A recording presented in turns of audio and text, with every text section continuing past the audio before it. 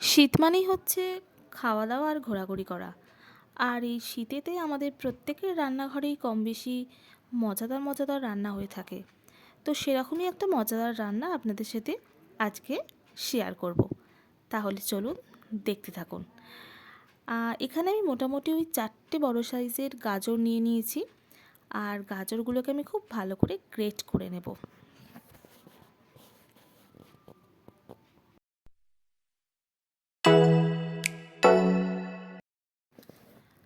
গাজরগুলো এখানে গ্রেট করা হয়ে গেছে। এবার আমি গাজরগুলোকে একটু ভাপিয়ে নেব। তার জন্য প্রথমেই আমি একটা কড়া নিয়ে নিয়েছি আর তাতে ওই 1 গ্লাসের মতো জল দিয়ে দিয়েছি। জলটা একটু ফুটতে শুরু করলেই আমি গাজরগুলো ওটাতে অ্যাড করে দেব।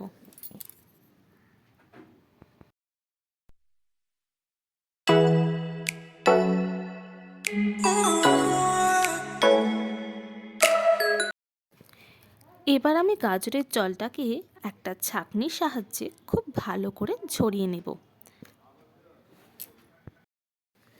এদিকে আমার গাজরের জলটা ঝরুক আর ওদিকে আমি দুধ জাল দিয়ে নেব।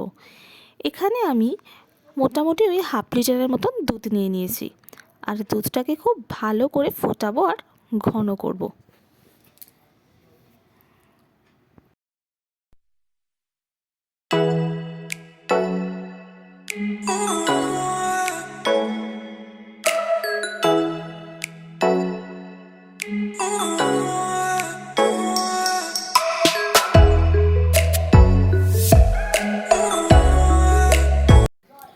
অন্যদিকে আমি একটা বাটি করে জল ফুটিয়ে নিয়েছি আর তাতে কিছুটা গুড়ের পাটালি দিয়ে দিয়েছি। আর পাটালিটাকে খুব ভালো করে আমি এখানে মেল্ট হওয়া পর্যন্ত ওয়েট করব।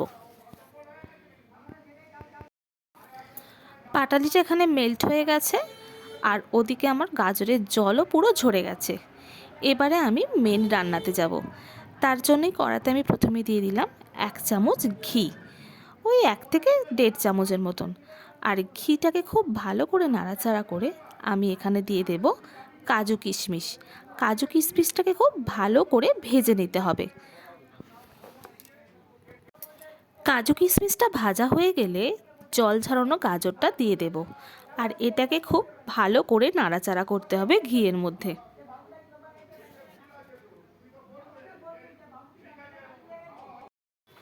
গাজরটা মোটামুটি ভাজা ভাজা হয়ে গেলে আমি এখানে ওই একটু একটু করে দুধ অ্যাড করে নাড়াচাড়া করব।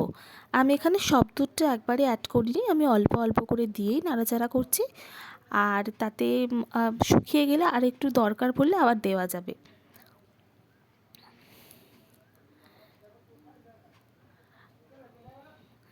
আর এবারে আমি দিয়ে দিলাম ওই আগে থেকে মেল্ট করে রাখা গুড়টা, দিয়ে আমি আবারও ভালো করে নাড়াচাড়া করব।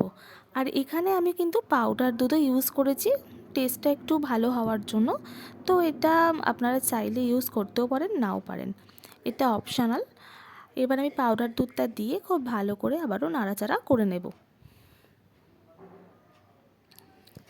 তারপরে আমি অ্যাড করে দিয়েছি এখানে কাজু কিশমিশ। কাজু কিশমিশ অ্যাড করার পরে আমি ভালোভাবে নাড়াচাড়া করে নেব। আর তারপরে আমি ওপর থেকে দিয়ে দিলাম খোয়া ক্ষীর। এটাও অপশনাল, তবে দিলে টেস্ট ভালো হবে। তো রান্না আমার মোটামুটি রেডি। দেখুন ফাইনাল লুকটা কেমন হয়েছে অবশ্যই কমেন্ট করে জানাবেন আর বাড়িতে অবশ্যই ট্রাই করবেন।